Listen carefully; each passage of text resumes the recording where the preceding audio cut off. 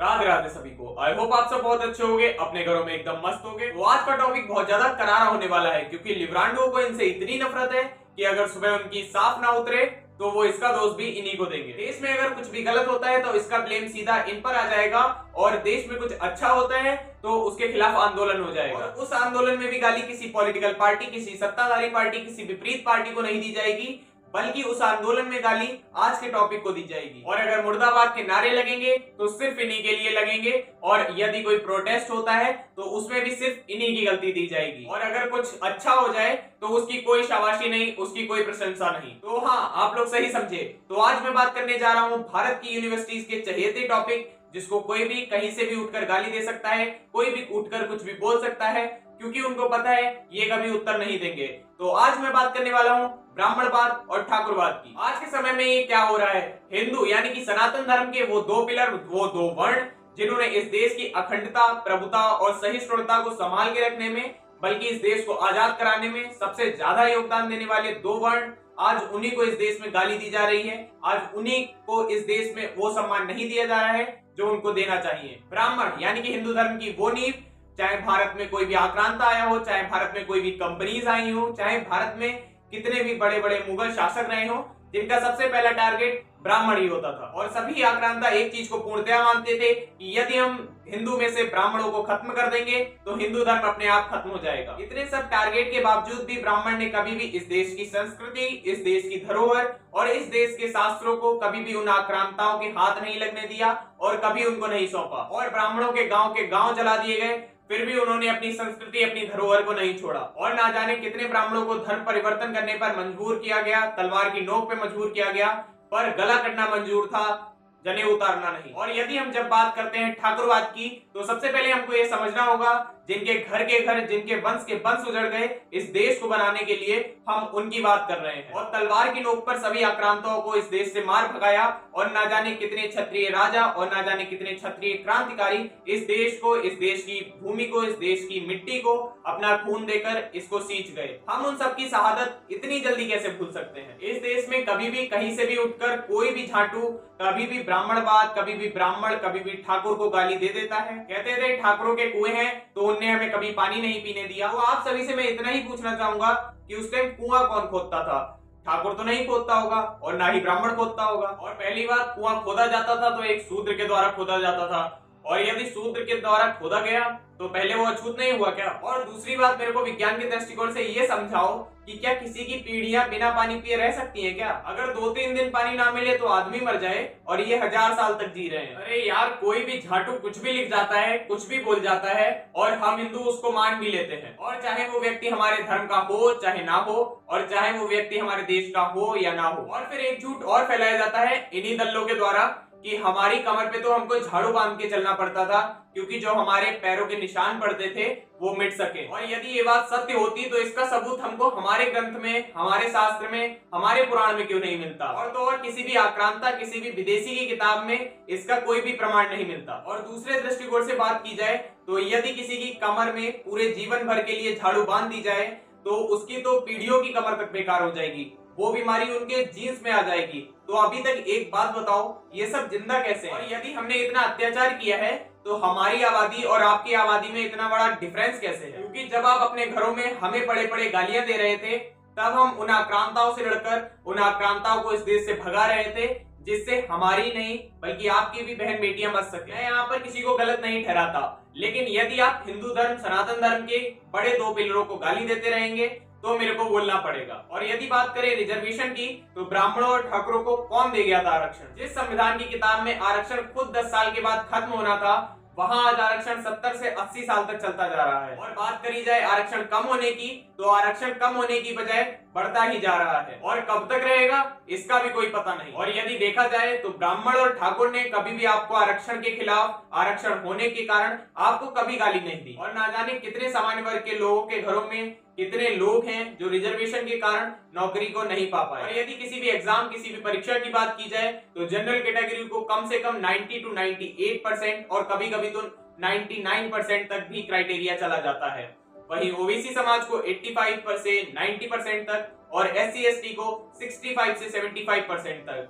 तो इस देश में समानता कहाँ पर है। और बाद में अगर गालियों की बात की जाए तो वो गालियां भी सामान्य वर्ग ही खाता है। तो ये तो वही बात हो गई कि चित्त भी अपनी पट्ट भी अपनी। और इस समय इस समाज में एक चीज और चल रही है कि हम लोग 80% हैं तो हमको 80% रिजर्वेशन देना चाहिए। मैं इस चीज पर देश के नेताओं और देश के लोगों से सिर्फ इतना ही पूछना चाहूंगा, क्या अब इस देश में योग्यता छोटी हो गई आबादी से? और बहुत से लोग कहते हैं कि 3% होने के बावजूद ब्राह्मण गवर्नमेंट जॉब्स में बहुत ज्यादा है, तो ब्राह्मणों को किसी ने खैरात में परोस कर थाली नहीं दी थी कि ये लो नौकरी है, ये आप रख लो। उन्होंने अपनी योग्यता के कारण, उन्होंने अपनी बुद्धिमत्ता के कारण उन नौकरियों को पाया था। और आपको लाने हैं 70 से 80 या 60%, और यदि आप इतना भी ना ला पाए तो आपकी जिंदगी पे जिल्लत है। जैसा कि आप लोग जानते हो कि बंगाल में अंग्रेजों के टाइम पर अंग्रेजों ने इस देश को तोड़ने के लिए वहां पर मुस्लिम लीग का गठन किया और बंगाल को 2 भागों में बांट दिया, जिसमें से एक को रिजर्वेशन यानी कि सुख सुविधाएं देने लगे और एक को कुछ नहीं दिया, जिसके कारण ये देश 2 भागों में बांट गया, एक हिंदू और एक मुस्लिम। जिसके बाद हमें आजादी के बाद इस देश के भी 2 टुकड़े करने पड़े, जिसमें एक पाकिस्तान यानी कि भिखारिस्तान और एक हमारा देश भारत। और उसी प्रकार भारत के आजाद होने के टाइम पर हमारे संविधान में आरक्षण को एक वायरस के तौर पर छोड़ा गया, जो आने वाले टाइम में एक महामारी का रूप ले लेगा। मैंने माना कि आजादी के बाद हम लोग बहुत ज्यादा गरीब थे, देश के लोग के पास बहुत ज्यादा धन की कमी थी, लेकिन क्या सिर्फ इन्हीं जातियों के पास धन की कमी थी, हमारे पास नहीं थी कमी? तो क्या सिर्फ बेकार हालात इन्हीं जातियों ने देखे थे? अगर देखा जाए तो इस देश में ब्राह्मणों ने भी उतना ही झेला है, ठाकुरों ने भी उतना ही झेला है, सामान्य वर्ग ने भी उतना ही झेला है जितना इन जातियों ने झेला है। लेकिन मैं कभी जातियों की बात नहीं करता, लेकिन यदि देखा जाए तो सुप्रीम टारगेट किसी भी आक्रांता, किसी भी ब्रिटिश का हमेशा ब्राह्मण ही रहा है। तो इसका मतलब तो ब्राह्मण को और ज्यादा गरीब होना चाहिए था। ब्राह्मणों ने भी उतना ही संकट देखा जितना किसी अन्य जाति, किसी अन्य वर्ण, किसी अन्य धर्म ने देखा। पर हम पर यह इल्जाम डाला गया कि नहीं जी, तुम तो बहुत अमीर हो, तुमने हमारे ऊपर बहुत अत्याचार किया है। जबकि उस टाइम पर भारत में रूल ब्रिटिशर्स यानी कि अंग्रेजों का था और चल ब्राह्मणों की रही थी। वाह भाई वाह, क्या ही कहने। तो चलो उस टॉपिक पर हट जाते हैं, क्योंकि वो बहुत ज्यादा ही कंट्रोवर्शियल टॉपिक हो जाएगा। हम अपनी वीडियो को फिर से कंटिन्यू करते हैं। और फिर आजादी के बाद SC/STs को रिजर्वेशन दिया गया, और फिर उसके बाद BN सिंह जी आए, उन्होंने OBCs को भी रिजर्वेशन दिलाया। बट हम ब्राह्मणों और ठाकुरों ने कभी भी इसका विरोध नहीं किया। पर भारत के आजाद होने के 75 साल बाद भी हम रिजर्वेशन देते जा रहे हैं और हम गाली खाते जा रहे हैं। और हाँ, मुझे एक बात भी समझाओ कि हम ब्राह्मण, हम ठाकुर ही क्यों? क्योंकि हम गाली नहीं देते, क्योंकि हम धरने पे नहीं बैठते, बस इसीलिए। अभी के टाइम पर कुछ लोग UGC के विरोध में ऐसा धरना कर भी रहे थे, बट अधिकांश ब्राह्मण और ठाकुर इसमें नहीं जाते हैं, क्योंकि हमारे पूर्वजों ने बहुत मेहनत से इस देश को आजाद कराया है और इस देश की संविधान की नींव रखी है। तो हम नहीं चाहेंगे कि उस नींव पर हल्की सी भी खरोच आए। और अगर बात की जाए जेनोसाइड की, तो अभी भी आप कश्मीर में देख सकते हो, वहां ब्राह्मणों का नरसंहार हो गया, ब्राह्मणों को मार मार कर, ब्राह्मणों को काट काट कर वहां से भगाया गया। और उसके बाद आप केरल में भी देख सकते हो, और अभी के कुछ टाइम पहले आप बंगाल में भी देख सकते थे। और तो और हमारी बेटियों को गंदे जालों में फंसाया जाता है, लब्धिया जैसी चक्रों में फंसाया जाता है, और हम ब्राह्मण और ठाकुरों की बेटियों के तो बाकायदा रेट लगते हैं। क्या इतनी ही एकता बची है हिंदू धर्म में कि कोई भी बहन का लड़ा हमारी बहन बेटियों को नजर उठाकर देखे और हम ये कहकर छोड़ दें कि अरे हमारी जात की थोड़ी ना है, हमारे धर्म की थोड़ी ना है? मैं सभी से अनुरोध करना चाहूंगा कि हमारे सनातन, हमारे भारत को जातियों में मत तोड़ो।